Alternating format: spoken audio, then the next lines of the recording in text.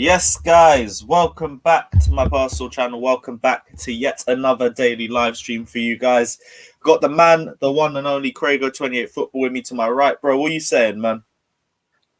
We both agreed that we had the best night's sleep we've had in a long time yesterday. I'm feeling refreshed and relaxed, and that's probably the positive.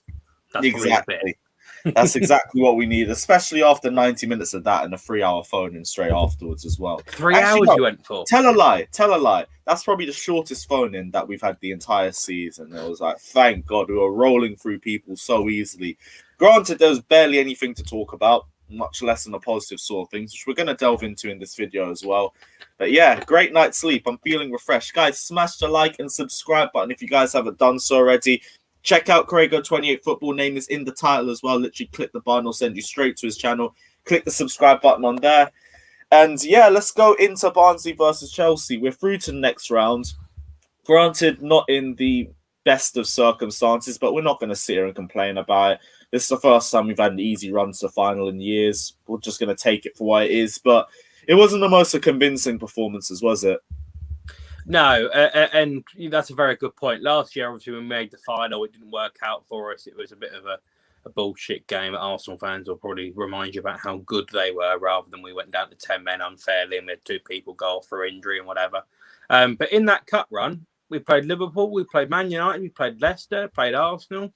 You know, even had Anthony Taylor in the final as well. Exactly. So we didn't exactly do badly. This year, you know, the standard's still got to be there. But we do get a favourable draw in Sheffield, which is good. Obviously, still got to go and beat them. Should be playing full strength 11 when the time comes around to it. But I think those games aren't until the end of March. So yeah, should be playing full 11. But we're through. That's the most important thing, is we are through. Exactly that. Like, I don't want us to be too negative on the game in general, but I know when we delve deeper into individual performance and everything, is going to go that way. So, guys, sorry if it's not the most optimistic stream in general, but we have to go based off the way the game was. And really and truly, Thomas Tuchel's first bad game, and I'm not going to say his first bad game, but the team's first bad performance under him. Yeah, I think we didn't play that well against Sheffield. What was it, last week, whenever it was? Was it Sunday? Sunday. Didn't play that well in that game. Basically played the same kind of standard, apart from we were missing a few people. There was a few people that were in and out and whatever. Some kind of second stringer, shall we say. So we made the job harder for ourselves. We got the job done again, whoop-de-doo, but it wasn't a good performance. We didn't go forward enough. You know, we played this team, you know, the same personnel 5 months ago back in September, and we walloped them. And now we didn't even look like scoring 2, 3, 4. And that's what we should have done. Swansea played against City the other day. City won 3-1. But it looked like it could have been a hell of a lot more in City's favour if they really wanted it to. I never saw that with Chelsea. So it wasn't a good performance. And again, people call me a Lampard fanboy. Certain players had bad performances under Lampard, which made his job a hell of a lot harder. And I'm seeing the same players have bad performances again yesterday, and you know, on the odd occasion as well. Lower opposition, the players win the game. As much as the manager has to name the team, fine. After that, if the manager's got to get involved and change the system like he did last night, it's because the players aren't living up to expectations. So a few of their performances yesterday were poor. But again, we've gone through, so let's try and keep some sort of energy and life about what's going on with Chelsea at the moment. But yesterday was crap, yes. Yeah, I mean, I won't say it was terrible on behalf of every single player. There was some decent performances, but I think all round, for the level of opposition that we played, and also for the way that we played against them, like you said earlier on in the season, we spanked these lot 6-0. It's just a completely different turnaround the space of 90 minutes. But let's start with a positive, and it's the guy that we were talking about a few days ago, was saying is guaranteed to be getting a second chance under Thomas Tuchel. Kepa had a pretty optimistic performance yesterday. I can't lie. He had moments. I don't know. I wouldn't say that he was superb. I wouldn't say anybody was superb in this match, to be honest. Though but it's like on the standards of others as well. but when Tammy cleared it off the line, he came for the ball and didn't get it. You know, it was a crap kind of clearance. He was miles away from getting it, to be honest. I don't know if he actually got contact on it or if it went off one of our Which players. one? The one where Tammy cleared it off the line? Yeah, Tammy cleared it off the line. I don't know if he got... Yeah, he didn't jump for that. I can't... Yeah, he didn't jump for that. I don't actually know, honestly, if he got contact on it or not, but he was definitely miles away from getting good contact on it, regardless. Even if he did get something, it wasn't the right contact you would have needed. So, yeah, Tammy saved him, you know, and I think if we do go 1-1 at that moment in time, the game looks a hell of a lot different, and we're all, you know, we're sitting here doing a completely different stream here today. Probably had a lot more people watching because we might have gone on to lose the game. But yeah, I just honestly, I was really uninspired by a lot of players. I keep saying the same thing. Kepa was all right, you know, like, okay. I still don't think we should have played him, truthfully. It's the FA Cup. It's a piece of silverware, and we are now 3 games away from winning it. We almost went out. Because if they went 1-0 up and they had the opportunity to go 2-0 up in the first half as well, if they'd have put both chances away, the one that flashed just wide of the post, it's completely different. I didn't get what the risk was, and I know certain players need rest, but, you know, like Happy Mount didn't play. Fine, drop him, whatever.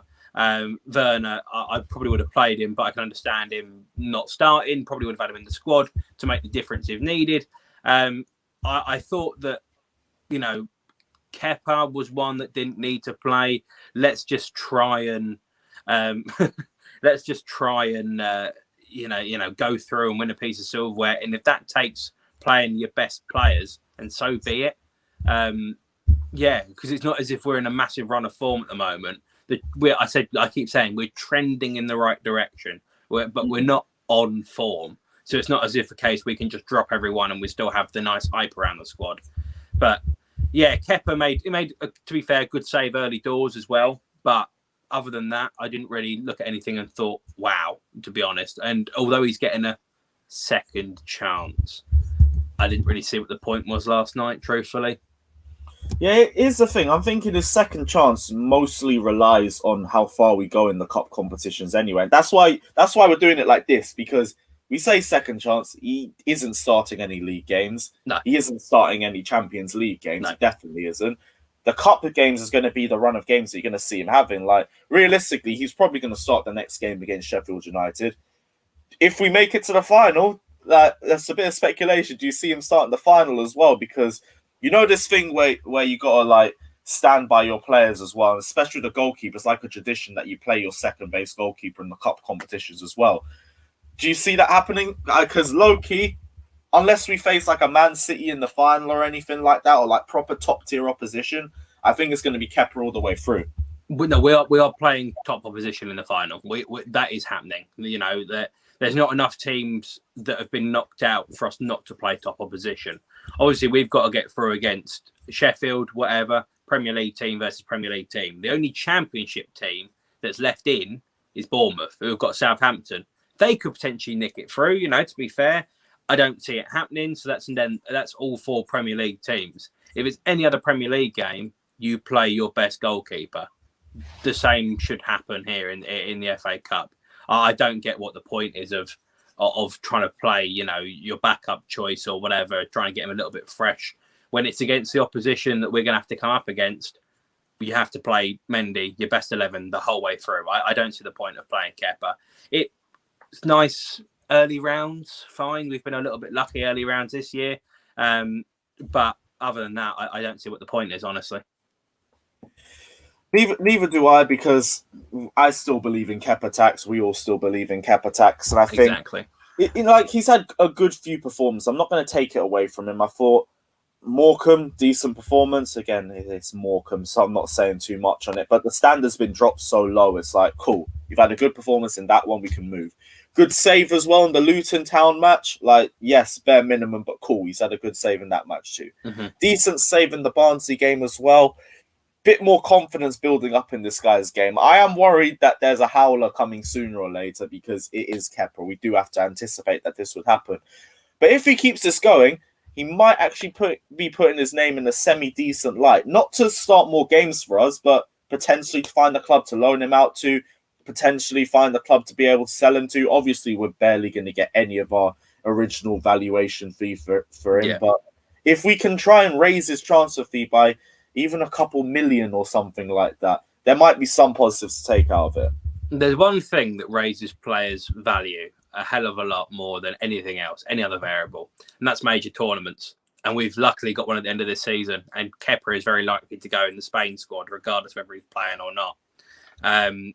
They'll probably play De Gea, but De Gea is known for having the odd moment in him.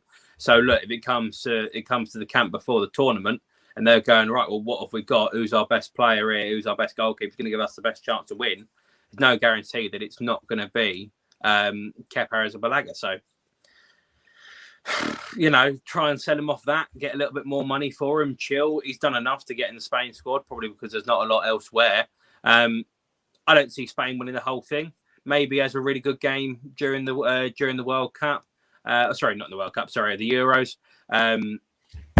Maybe has a really good tournament in the Euros. They get an easy group game. He comes in, does a little bit. I don't know. But when there's silverware on the line for us, what's the point of playing Kepa when there's a clanger we know round the corner? Even if there isn't, it's not worth the risk. That's the point, because I know, but this is where it's not the managerial decision where I'm thinking it's more the board, because it's the board that are trying to push this second chance thing. I don't think it's Tuchel. It definitely weren't Frank Lampard either. Lampard was one of the first people to say, nah, not my keeper. Can't lie. Well, the board's the fucking idiots that bought him. That's the point. That is the point. Genuinely, this sounds terrible, but if we'd have had Courtois, obviously that situation was a shambles. If we'd have had to play a second choice keeper, I honestly can't remember who it was at the time. I think it was Caballero, wasn't it? Yeah, 18, yeah. Yeah, Caballero. If you'd have had to play Caballero for half the season and then gone and got a goalkeeper in January, then okay, maybe it's a little bit easier. But they were the mugs that went, oh my God, no, we don't believe in Caballero at all. We have to go and spend £72 million on this guy. He has to be the one, and we have to pay that amount of money. There was other goalkeepers out there. It was their stupid ass mistake. 70 million for Kepa, right? Yeah. But we faffed about with Alisson for about months in that summer window. I don't know if you remember, because half the thing as well, we were sitting there like, are we going to get Sarri or not? And then we just kept going round in circles with him as well. Conte came back in July, when he should have been sacked, was preparing his pre-season plans and then got sacked. And then we brought in Sarri. So the whole window was just an absolute mess. That's 70 million. I ain't got a problem with the transfer fee. It's the player that you spent it on. That's 70 million. You spend it on Alisson. You've brought a quality keeper for a quality price. 70 million on Kepa. Man, what are you doing, innit? Exactly. That's the problem. That's the thing I've got a massive issue with, is the board are trying to push to make up for their mistake, to sell him on to get some sort of money back for him. That's the board's decision. Fine, understand it from the board's point of view. But again, I keep saying it's about loads of different things. What's the cost? What does it cost to do that? It's not a case of money-wise, it's how it impacts the rest of the team elsewhere. Because if they turn around and go, okay, well, we want Kepa to play in every FA Cup game, I will turn around if I was Thomas Tuchel, and I think Tuchel will turn around and go, fuck off, no, I'm playing my best 11. I'm playing my best 11. The only reason he played him last night is because he wants to see every player he's got. Caballero's not in the plans. That's fine. I can accept that. But he wants to see every player he's got and give him a good test, same way he played Gilmore, Emerson, a few others as well. He wants to give him an opportunity. He's given the opportunity. He didn't exactly wow him. He's just still going to be the second choice goalkeeper. But if the board want to push who plays, then why did they hire him in the first place? This might as well be an organisational run team. But but got that's to back the manager for years as well, because I do think the board has kind of got involved with a lot of previous managers. We've had a lot of Conte's complaints about it. I think Sarri's had complaints about it too. Jose as well, he's had his complaints. Remember, we can go all the way back to 06 and Shevchenko. Yep. It's who runs the club. It's who runs the club. Who runs the club? That is the board. Who runs the first team should be your manager. And the manager should go to the board and say, I want such and such a player. Fine, that happens. But it should never be a case of, here you go. This is him. This is what you've got. The board bought Pulisic. I like Pulisic, that's chill and whatever. But Frank Lampard didn't really know how to use it in the first part of last season. Had the odd moment, great. Then comes in second half of the year, finds out a little bit more about him. But that was a player that was thrust upon Frank Lampard because the board brought him. It was Sarri who turned around and said, "Oh, what do you make of Pulisic? Because you bought him." He went, "I didn't know about it." You know, be honest with you, I like Pulisic, big transfer fee, and I think he's got hamstrings made of cheese. So I can't see him. That was the one thing that was worrying me about the pitch as well. I worry that the board constantly are going to go, great business. Let's buy this person because they can sell a hell of a lot of shirts. And although that is a factor, we signed Diego Costa when we won the league 2014-15, and we were superb. He sold a shed load of shirts because he was really good. He was really, really good. Maybe didn't necessarily sell them early doors, but when he started scoring goal after goal after goal after goal, everyone turned around and went, "Yeah, I want him on the back of my shirt. Let's go and flock to him." It just doesn't make sense. You buy these really, really expensive players, and you've already got their ceiling.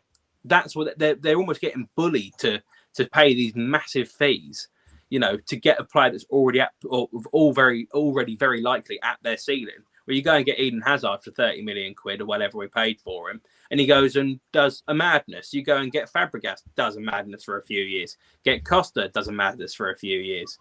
But more recently, I see so many players that you're like, okay, well, you paid 40 million Danny Drinkwater. It's a joke, but he was never going to be worth any more than 40 million quid. So what was the point of buying him?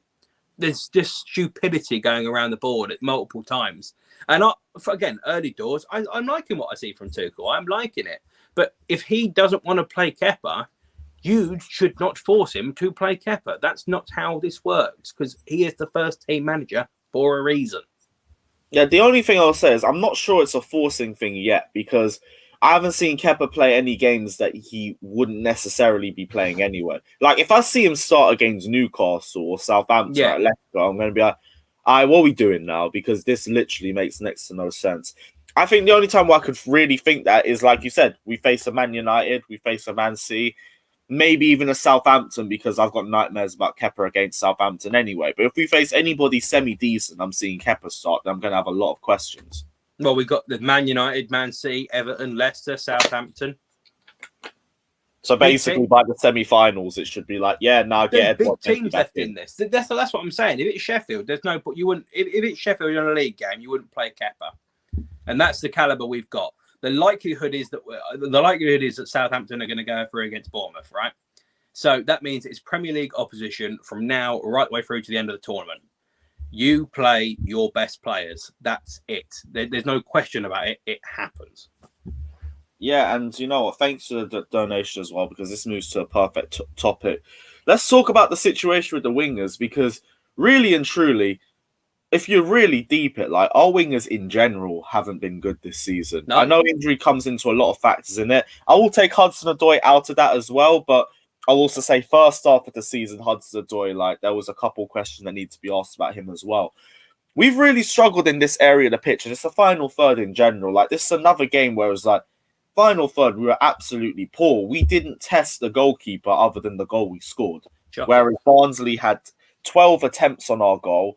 They had 6 corners to our 1 or 2 or something like that. To be fair, we got absolutely battered by them. I want to give Barnsley credit as well. They were very good. Their game plan was strong. Their pressing game was excellent, and they really crowded our midfield and made it very hard for us to try and measure about patterns of play. And obviously, the pitch didn't really help either, because the pitch was an absolute disgrace. But we ain't going to take the pitch too much into account either, because both teams had to play on it. But moving on to wingers, thoughts on Pulisic and Hakim Ziyech's performances? They were dog shit. They honestly were dog shit. Pulisic is a little bit out of form, and I know he's had injuries, and was it a personal reason he was out for a bit or whatever? I heard something like that. He's missed a game for a personal reason or something like that. Yeah, they didn't go into enough depth about that for me to know anything about it. He's been out for a while. We can leave it at that. I'll give a little bit of leniency to him, but he still wasn't good enough. But Hakim Ziyech was just... I don't like to criticise him, because, again, he's a new signing and whatever. And I do believe in him that he could be a really good player for us. But yesterday, on his performance, he was total dog shit. He didn't look interested. He looked bored. His body language was poor. He was shocking. He was absolutely dog shit. I look at him and went, I've had this conversation with my dad. Angerin, when we brought him on, he is 18, 19. Angerin? Yeah. Teenager.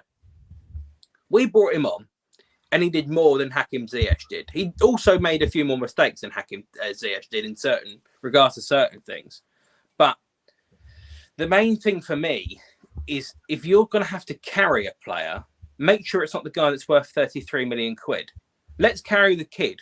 Let's carry this guy who, maybe needs a little bit more confidence and whatever. And in the half an hour, 25 minutes, whatever the hell he got, Angerin, we were so much better. And again, it was because there wasn't a hell of a lot going on beforehand. But at least Angerin came on and looked, oh, look, okay, someone might run at someone here. Someone might take him on. Callum Hudson-Odoi was able to move further up, so that helped as well. That's, allow him to go and do the forward, enjoyable, fun work, caused a little bit of chaos, made them think. But it was very obvious what we were going to do because we didn't attack down the left-hand side with Marcus Alonso, Emerson. They both of them, whoever it was, kept just cutting back in. So there was no forward threat on the left-hand side. Then you throw Pulisic into that mix. He did nothing. Hakim Ziyech, you're trying to attack down the right-hand side. He kept losing the ball. He played one or two nice passes. And then people look at it and go, well, why did we only create one chance? And luckily we scored it. But it was just, there was no creativity, no spark, poor performances from many a player on the pitch. But those two, especially Hakim Ziyech, was the worst one of the lot. He was meant to be the big star on that pitch, really. The one that was really going to open the game up and really going to cause absolute chaos. And Barnsley created a hell of a lot more than we did. Their whole team isn't worth what Hakim Ziyech is worth. Yeah. When you look at it from a financial point of view, it's actually peaked. But yeah, what do you think it was with Ziyech's performance today? Do you think it was him still getting back to fitness? I think this is still his first. Is it his first full 90 in not even full 90s? It's his first game in a month or something like that. Well, did he? I can't remember if he started the. No, he played the Wolves match, didn't he? Yeah, he played the Wolves game. Yeah, I think. The thing for me, I think that Thomas Tuchel doesn't like Ziyech. And I think there's been a few things and a few stories that have come out. And again, it's only stories, it's allegations because I don't know the ins and outs. But I look at Ziyech and think this could be a player that could be a nightmare to manage. And if you've got to try and bring it in, bring him in and include him and whatever, it causes problems. And for me, I don't want to say the words, but I will. I don't think he is a Thomas Tuchel kind of player. In what sense? Well, I think Thomas Tuchel's very, he seems very energetic. He seems very strict. He seems very, what's the word I'm looking for? I can't think. He's got an edge to him, a bit more of a fiery side. And I think Hakim Ziyech is the guy that goes, oh, let me do my thing and I'll be fine. Let me do my thing and I'll be fine. Let me do my thing and I'll be fine. And now that he's wants to enjoy his game a little bit more. He's not as serious. Is that what you're exactly? And he's. I just don't look at that relationship. Again, I'm speculating because I don't know for a fact. But from the impression that I get, I don't look at him and think you're going to fit this system. And I think he thinks he's not going to fit this system, which is why when he came on yesterday, he got given an opportunity against a second division team. He's probably looking at it thinking, I'm Hakim Ziyech. I've 30 million quid. Why am I playing in this shit? And was the only signing that? No, Chilwell played that game as well. Yeah, it's very reasonable. Do you know what I mean? Like you can understand why. Doesn't mean it's right. It's. I get because obviously Tuchel didn't sign him. I do worry that now Hakim Ziyech is going to struggle to get in this team, and we could see Hakim Ziyech leave at the end of the season because he doesn't fit the plans. Genuinely, I do. Wouldn't like it. Want to see him do more. Want to see him succeed, of course. But I just get these kind of not negative vibes, but I just get little things that worry me, and I go, "Oh shit, here we go. This is going to be a problem." And I prefer to know it now before it happens so many months down the line and it costs us a place in the top 4 of the FA Cup. Yeah, that's the thing as well. I wanted to ask you about this. I had this in my script for some of the topics because a lot of people are talking about this in terms of the type of player Ziyech is, and they're looking back to his Ajax games. And I was going to ask, do you think he's more Hazard-like in the terms that he likes not in terms of performance, in terms of his mindset. You know how he plays to enjoy the sport instead of being more serious about it. Do you think he's more Hazard-like in that sort of in more mindset than ability? Yes. When we're talking about Hazard, we're like up here. You can't even see my hand in that. Yes, I think he is, but do his performances back it up? Not necessarily about technical ability, but does the effort that he puts in games back it up? No, because there were certain games where Hazard was not at the races. There was a whole season Hazard wasn't at the races, but he did put in a performance every single week. He always did try. He always put in a shift. Got fouls, won free kicks. Even when we were poo, he still made his mark. Where we were poo last night, and I did not see anything from Hakim Ziyech that really made me go, oh, that's quite good. There was one pass, I think, early doors, but it was played into a wide area and still had to go and support. But he almost looked like he did want to walk at loads of times. I'm too good for this shit. Where Hazard would turn around and go, I'm too good for this shit. Let me go and score 3 goals and I get subbed off. That's the difference in mentality. That's up here to down here kind of thing. Do you know what I mean? So I get the point, but I do think, again, you have to be able to back it up. Show us that you're too good for this crap. Show us you're too good. And he didn't do it. Exactly that. And there's a good comment here saying, do you think maybe he had to drop too deep because the midfield was getting absolutely pressed? It's not even that he wasn't that impactful. It's that he just kept losing the ball. I think he got dispossessed or turned over possession over 20 times in the match. Yeah. And that's not because he had to drop deep and he was getting pressed. It was because his first touch was horrendous. He wasn't looking up. Or at the very least, Barnsley pressed him as well, really well too, and he just struggled to deal with that as well. But it's not more because the team struggled that he struggled. It was also his individual performance that just wasn't good enough. Well, I've talked to my dad about this. When you play the passing football, the idea is to invite the press onto you. Everyone moves up the pitch from the opposition, and then you start to go and be able to use the space that's created elsewhere on the pitch. That's why you pass in certain areas. You pass deeper, there's space elsewhere. They press us particularly high, which is fine. So if you pop a pass into midfield, get it to Hakim Ziyech. Hakim Ziyech should be able to take one touch out of his feet and play a ball over the top to Pulisic, to Tammy Abraham, to a wing back, probably more likely Hudson-Odoi than Alonso. He should be able to do that. And he didn't do it. We didn't do it at all. We barely played a forward pass. We barely played into space and popped a ball over the top. When we did, we scored. It wasn't over the top, but it was a long forward pass that Reece James ran onto. But we didn't play forward enough, and we brought someone like Hakim Ziyech in for this game to be able to do it. Difference is, he didn't do it. So he put in minimal effort. He lost the ball on multiple occasions, technically wasn't good enough, and didn't do the one job he was pretty much brought on to do. So what was the point of playing him? Obviously, you don't know that until you play the game, but all 4 factors contribute to a shit game of football from him. He wasn't good enough. Exactly that. And to be honest, we've spoken about Ziyech. I also want to talk about Pulisic because that's what the guy wants to say in the super chat too. I think Pulisic's performance gets kind of ignored mainly because of how bad Ziyech's performance was yesterday. But yeah, Pulisic had another anonymous performance yesterday too.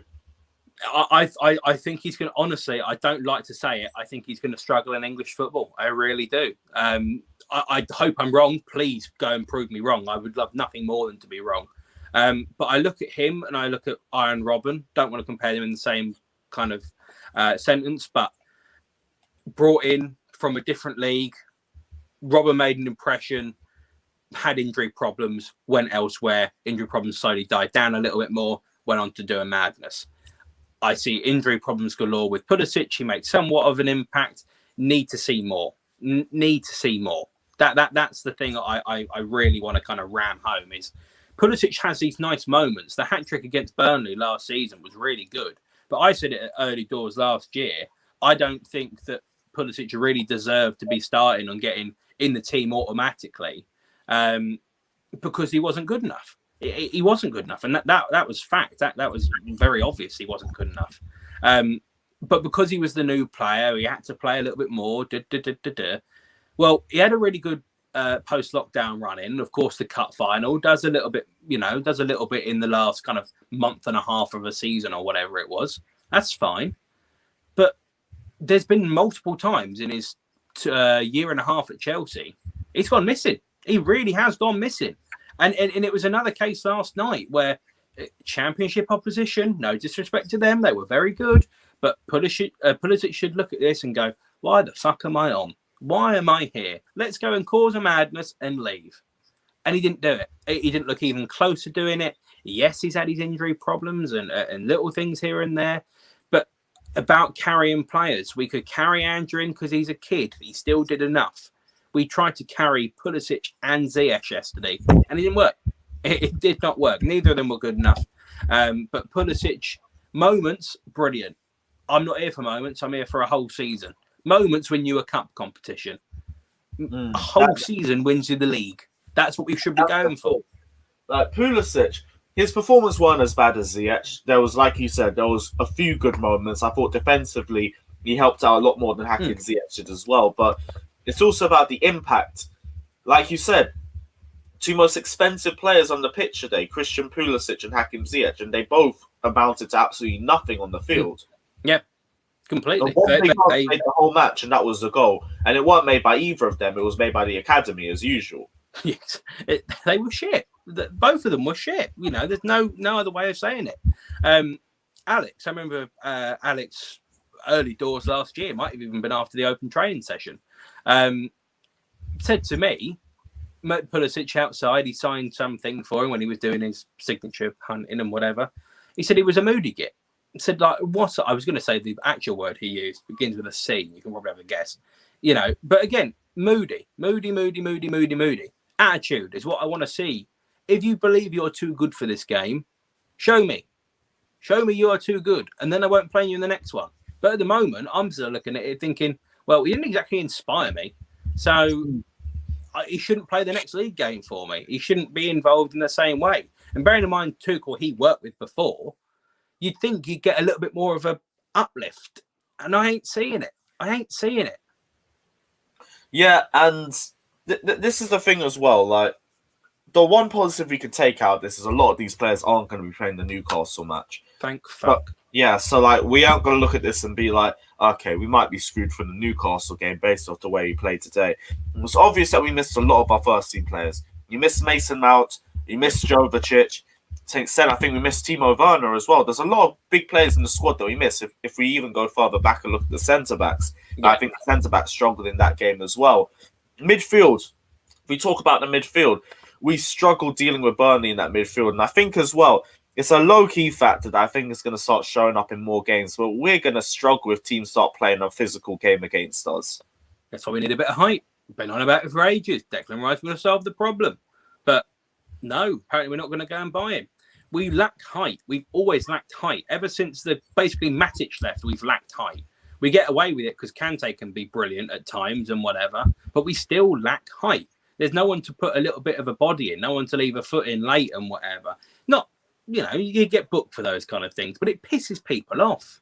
It wears them down. They were very easy to pop round us. And although N'Golo Kante is really good at running around like a headless chicken and getting in the way and intercepting, that's N'Golo Kante from a few years ago. I haven't necessarily seen that this season. I see moments when you're a cup competition. We want to improve in the league. We want to win the league. That's the point. You win the league, you're going to be in every cup competition anyway because you are that good. But we just did not look interested at various different times. And it comes from the midfield getting popped. The midfield is in the centre of the fucking pitch for a reason. They're meant to do a hell of a lot of work. And although the two in there yesterday did well, they've still got to be able to do something that they can't do, which is defend in a physical battle. Because Kante's great, runs around, puts a foot in and whatever. But he's never going to out-jump someone. He's never going to out-muscle someone. Not a big 6 foot plus centre midfielder. And that's what Chelsea have missed for a fucking long time. Ndidi, Declan Rice, Decore, all very good options. Chelsea have never gone for any of them. Need to replace Matic. Never done it. Yeah, I think the thing with that is, remember when we just rushed Nemanja Matic out the door and we brought in Bakayoko when Conte wanted to bring Bakayoko in slowly and still play Matic a bit more. My thing is, we just never replaced Matic properly. I thought it was the right time to sell him. I think because second half of the season he was looking a bit below par, and I thought he was a weak link in our side. But the replacement was just terrible, and our replacements have been terrible for the last 2-3 years, and that's why we still have so much deadwood in our squad. Whose fault's that? You know. Whose Yep, fault the is that? board's fault. We're the ones that have been making these terrible signings the last 3 or 4 years. Mm-hmm. Generally, I think one of the best signings they've made is Olivier Giroud. And that was because it was so fucking concrete, you didn't even have to think about it. You need a guy that scores goals. Arsenal were literally on their knees begging us to take Giroud off their hands to the point where Exactly. they paid Batshuayi's loan deal to Dortmund. Exactly. It's just, yeah. I think the board need to step up. This is where Rory got a hell of a lot of criticism, saying about that we haven't competed for many years, and that he blamed Roman Abramovich. I don't agree with him.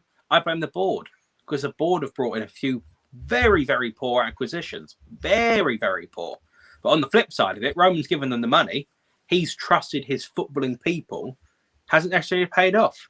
Has not paid off. So let's, if we want to play the blame game, I'm going to point fingers at the board. That's my personal point of view. I don't buy the players, do I? I mean, I'd love to be able to sign. Would you say it's the board's fault now, though? Because the only thing I see with the board is that it's the issues from 3 or 4 years ago that are still around us now because we haven't got rid of them yet. But we've now filled the team with good signings, like a lot of very good signings into the squad. We've got an academy team as well, which, to be honest, are still outperforming the new signings this season. Yeah. And the Deadwood players, they aren't really still there, to be honest. Like, if we look back at those sorts of players, I'm thinking players from the 17-18 transfer window to the transfer ban window. How many of those players do we see still in the squad other than Olivier Giroud, which, to be honest, was the only anomaly in those signings anyway? Jorginho's still there, but we ain't going to sell Jorginho unless we can get 50 million for him. Exactly. Kepa's still there, but that's just a big enough mistake as it is. We've already delved into that. Mm-hmm. Other than that, Kovacic, because he was technically signed as part. Yeah, another anomaly. Like, we'll take Kovacic. Yeah. Other than that, though, like, there aren't really the same problems in the squad anymore, is it? I don't know. I don't know. It's a bit tough. I don't think the players that we've signed this year have hit the ground running as best as we can. We're going to keep them because, again, I'm not going to rush half of these players. But when you sign someone like Kai Havertz for 72 million quid, the pressure is on you. The pressure is on you to perform, And the board made that decision for financial reasons, and it was worth a gamble, and we were one of the only clubs, whatever. But also another thing that has cost Chelsea is the C word, stopping any sort of transfers going out of the club, because teams can't afford to buy our players. You want to get rid of Jorginho? I would have. We did a video back in the summer. Chelsea could have had 400 odd million to spend on whoever the hell we wanted. Would have been a right touch. But now that's not the case because people can't afford to buy people. We should have sold Danny Drinkwater. Instead, we send him out on loan. We could have got maybe 5 million for him, depending on who we sent him to. Again, depending. Ross Barkley was 11, I think. Yeah. Ross Barkley's transfer? No, the loan deal to Villa. That was 11 million. I think it was about 11 million. But we only paid 15 for him. So that one I can go, okay, well, it is what it is. Victor Moses should have gone. Fine, thanks for your service. Should have been moved on. Baba Rahman's still at the fucking club. Do you know what I mean? A lot of these Deadwood players are on 100k a week plus contracts as well, so it's even harder to get them out of the club. Exactly.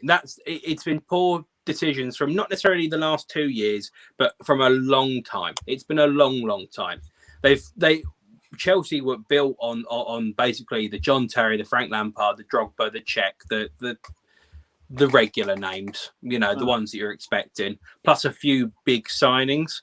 But the ones that they kind of signed around it never worked out. Even Cuadrado, when we won the fucking league, Schürrle was a much better player than him, had a really good impact. Cuadrado came in, spent a lot of money, did nothing. Did bugger all. We had to loan him out, and it all turned into a saga. Imagine we sold him and sent Salah to Fiorentina for free the other way. It's just ridiculous. Honestly, it's ridiculous. It's been bad business, and I understand they're trying to replace these legends. But in the last 5 years or so, 5-6 years, we've gotten away with it a hell of a lot more than we would have, than we would probably have liked. If we could have been held responsible for our problems before, so we can deal with it and whatever, then fine. But we happen to have been held responsible for our problems this year, and of course, this year has been backed up by the old C word, which makes everything much more of a nightmare. But again, these are footballing business people. This is what they get paid to overcome. This is what they get paid to deal with. So deal with it. This is your job. Deal with it. Exactly that. If we take things back to the Barnsley game as well now, we've spoken about the midfield, we've spoken about the wingers as well. Let's talk about the back three, because low-key, I don't think the back three were great, but I'm also not going to put most of the blame of the performance onto the back three. If anything, I think they more or less had to cope with the pressure being put on them. And it caused some mistakes in their play, but for the most part, I think they all handled their game as well. I don't think Emerson had that bad of a game. Don't think I think Emerson was slightly at a disadvantage because he was playing a new role, something that he'd never played before. So I can let him off a little bit. I will question the decision to play Christensen on the right-hand side rather than in the middle, where Christensen has been protected since he came in and whatever, the Tottenham game and the Sheffield game. He's been protected. He was exposed last night. No, obviously he had his injury thing, and I don't know quite what's gone on with it. I did see the club put out something this morning. I didn't quite see what was going on with it. But yeah, I just thought he was left exposed, Christensen. Zuma, I'm happy that he's back in. He was, again, one that we had to slightly carry because he's had injury problems. I can accept that, because, again, it's an injury thing. It's going to look very different, of course, when we play Newcastle on Monday. But, yeah, I didn't look at us and think, oh, we defended really well. I didn't look at us and think, oh, we defended really poorly. I think at moments, we weren't comfortable and set. But we really lacked a leader. And Kante also as well, going slightly back into the midfield. Kante's not a leader. He was one of your most experienced players, which is why you had to give him the armband. I accept that. But he wasn't a leader. No one really in the team was yesterday. It wasn't a case of, right, let's get really defensively set. Let's go and do this. They're coming at us wave after wave after wave. But the other thing as well, I want to point out, we kept making passes in our own box. So we kept allowing pressure onto ourselves. If Christensen or whoever it be is able to make these forward passes, then great. Rudiger, when he came on, a lot better, because he actually wanted to try and play the ball forward. Didn't necessarily work as much as it could have. But in the first half especially, we played 500 passes in our own bloody box. If we had just gone long once or twice, we'd have stopped half the problems. Loki, I thought we were passing sideways a lot more in the second half, to be honest. Like, first half, I thought Christensen was the only player passing forwards in our defence, to be honest. I think Kurt Zuma, maybe we tried him in the middle of a back three as an experiment, but I don't think the experiment worked out. That's a failure for me, and we can move on from that. But second half, as soon as we switched to back four, if anything, especially the first period of the second half, we looked so disjointed in defence trying to play the ball out from the back. It was literally just sideways between the back four, try and find an option in the middle, fail, and we go backwards and try again. But this is the thing. It was where on the pitch that was happening. It happened all in our own half. In the first half, I felt it was a lot deeper in there, in against us. So we've, eventually, bottom basic line of football here, you've got to get the ball up the other end of the pitch and put it in their net. And we're keeping the ball around our own box, closer to their net. That's basic. That's Sunday league stuff. That's kids stuff. Get the ball away from your own goal and you're more likely to score. But yet, so many occasions, we invited so much pressure onto ourselves and we didn't exploit what we were making, which is the space in behind. Christensen playing in the middle of the back three probably could and would have played the ball forward a little bit more, but it took Rudiger to come on in the second half.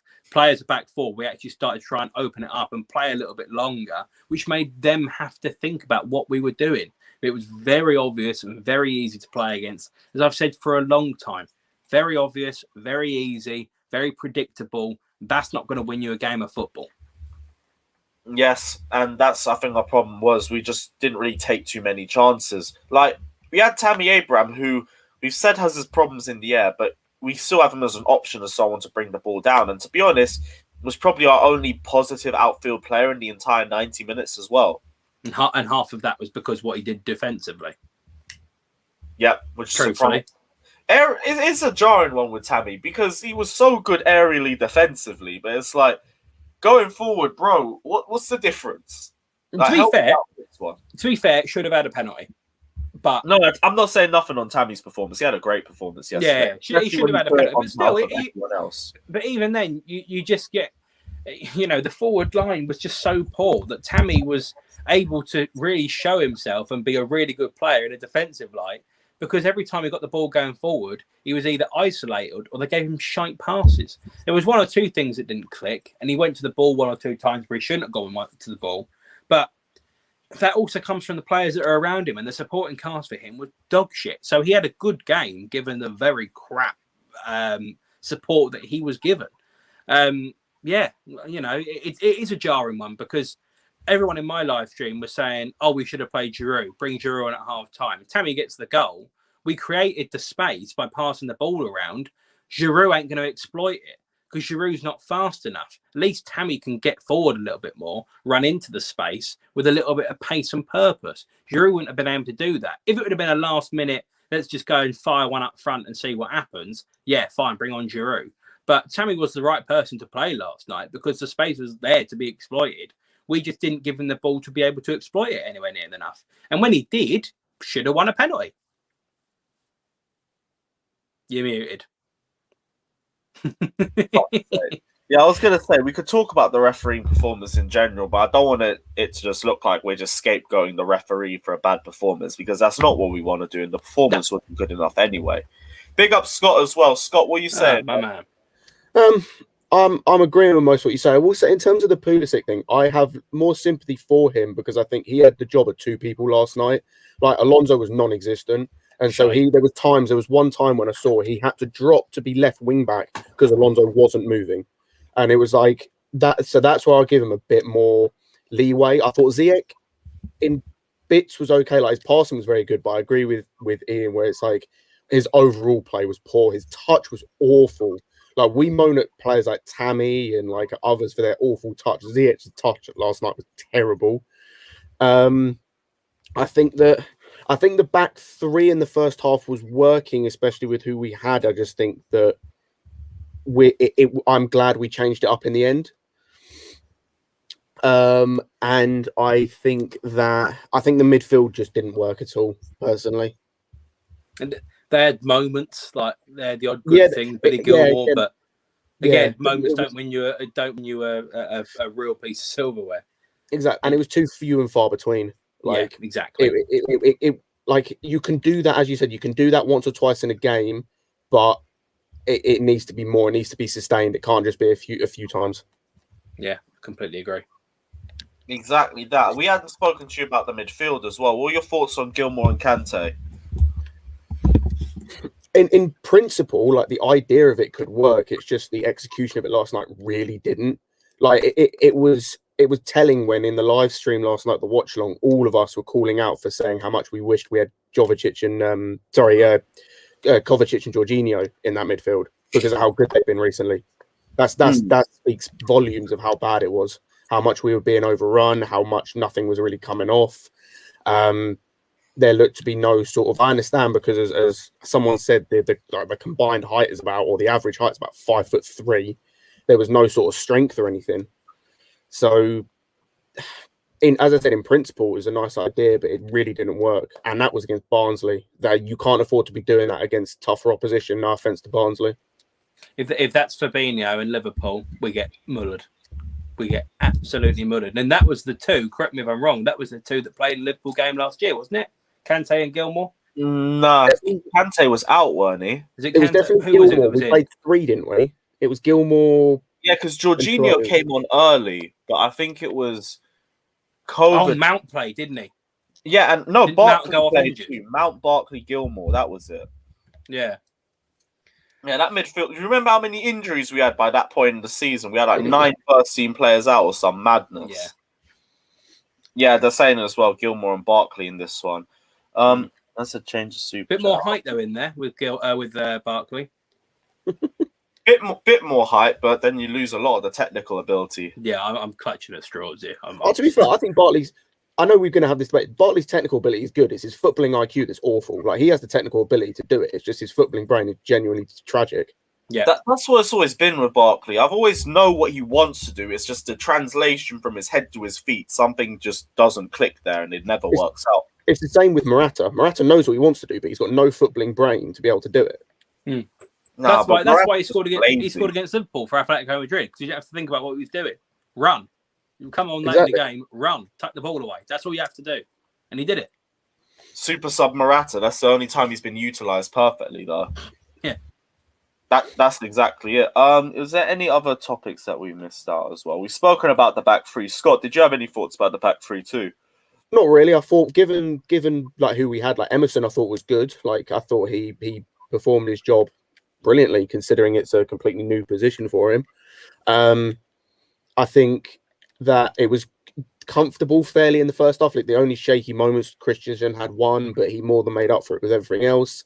I thought the other chance I remember them having in the first half, I don't seem to remember it was anything to do with the back three. See, I thought they were comfortable. I liked I thought we had more going forward when we changed to a back four. But again, that just comes from how poor we were going forward. Yeah. All right. Well, as a final question to you guys, then, before we wrap up the stream, what are you guys' thoughts for the Newcastle game in a few days? Tuchel's press conference has come out. Has he said there's any other injuries other than Havertz and Zuma? Silva. Yeah, Havertz will still be out, won't he? Yeah. Other than that, then what's your man's thoughts? Because there's not going to be too much worries going into the game, but you got any more question marks because of this? Not really, because their best player's out, but their best player because he's the best player because the other best players are missing. I think that's where I've got a little bit of a worry about Alison Maximan running at us. Oh yeah. But we've been worried about, say, Maximan so many times. He's just dropped stinkers against us. Yeah, but who's he going to be running against this week? Should be Reece James, right? Is it not going to be Dave? Reece James and Dave? Because is it going to be Hudson-Odoi on the right out right wing back again? No idea. But Newcastle's game will be to park the bus and break on us because that's what they've got. They're missing a few people defensively as well. I know, but they transition so fucking badly. Yeah, but all they've got to do, lump the ball long once, and if it's a race between St. Maximin and Dave, we could be fucked. Yeah, but that's when the extra centre back should come into account too, shouldn't it? Plus, if they've got Joe Linton up top, which they almost certainly will have, then I imagine we only really need to stick one person on him, and we should be okay. Yeah, Joe Linton shouldn't be banging one in against us too much. Final thing. So Rowan wanted to chat about it. 42 goals and assists in 49 appearances and 0 goals for Tammy Abraham. Do you think it's a case where Tammy Abraham is still getting underestimated for his abilities, or is it still a case where there's holes in his game that he still needs to improve on so far? Stat pads. A little bit of that. I also think it does come down to a little bit of... Yes. I think a little bit of it as well is... his goal scoring ability is good. I think, as you mentioned, his all-round play is a bit poor. His link-up play is good at times, but it's not consistent enough. His hold-up play is woeful, unless it's 1v1. But yeah, I think goal scoring, I don't think has ever been in question. I think his goal scoring ability is good. It's just you can't, in this day and age, you can't just be a one-dimensional striker. Yep. You can't be just a striker who's a poacher. Not unless you're like the very top level. Like you're a Sergio Aguero level kind of striker in terms of scoring goals. You can't be like a one-dimensional striker. You have to be multifaceted. We're seeing it now with Kane, where he's adding the assists to his game. We're seeing it with Lewandowski in Germany the same. You can't be a one-dimensional striker anymore. It just doesn't work. Jamie Vardy's the best fox in the box at the moment, probably in the Premier League, but he's still absolutely fucking he's still absolutely fucking rapid and would go against you on the counter attack. Where I look at Tammy Abraham, he might be able to score goals for fun, whatever, and good stats and whatever you want to say, but you can bend that in your favour. If it's going to be Jamie Vardy against Tammy Abraham, and it's going to be both have a one-on-one chance, exactly the same, there is not a single penny I would bet on Tammy Abraham over Jamie Vardy. And that's Leicester, who, again, Leicester are a decent side, fair play to them. But we are being spoken about previously as potential Premier League winners. And Leicester are, and then aren't at the same time.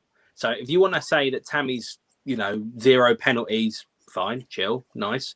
But Vardy can still do poacher, penalties, and go on the counter-attack as well. Dynamic. That's something that Tammy is not. Might get there. Again, he's still young enough, but you can't just back it on, a few games and a few this, that, and the others. It's plus as well, like you look at Vardy's record in the league. It's like what Ian mentioned about the stat pad. Vardy's record in the league is unbelievable, whereas Tammy's is not. Like it's good, but it's not unbelievable. Where Vardy can afford to be fairly one-dimensional and just be that counter-attacking, like just ball over the top, uses speed, kind of fox in the box type striker because he's got the goals to back it up. Tammy hasn't. Yeah. Tammy's got a decent goal record, but nowhere near good enough to be that type of striker. Completely agree. Well, Newcastle game, what was it, a few months ago? Tammy Abraham's goal come from Timo Werner running the length of the pitch and passing it 3 yards to Tammy, and he taps it in. People are going to go, oh, that's a Premier League goal. It's the context that goes with it. It's the context that goes with it. You put it on a plate for him, like last night, he buries it. But can he do the stuff that goes with it? Is he going to bang one in from 20 yards out? Probably not. Would Jamie Vardy do it? I'd put mine on it, yeah. Not saying we should sign Jamie Vardy, by the way, people. Please don't get me wrong. But yeah, that's the level that we should be looking at. Yeah, well, guys, thanks for jumping on, guys. This has been the end of yet another live stream. We will be back in 2 hours' time for Premier League Pandemonium. Again, another week where we ain't getting bantered. Big up, everyone. We'll see you guys in 2 hours' time. Check out Craigo28 Football. I'm going to leave the link to Scott's Twitter down in the comment section below as well. But until then, guys, take care, like and subscribe. Let us know your thoughts down in the comment section below.